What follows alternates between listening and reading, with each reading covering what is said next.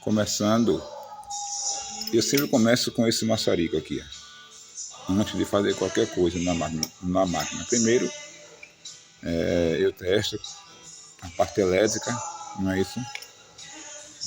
Depois eu vou fazendo passo a passo, né?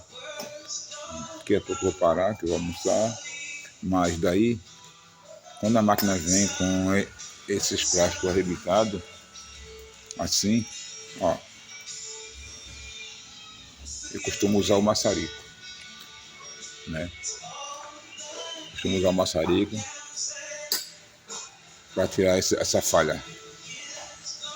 Aí não fica perfeito, né? Tipo assim, né? Mas dá para esconder bastante. Eu vou fazer aqui, depois eu vou gravar de novo para mostrar o resultado.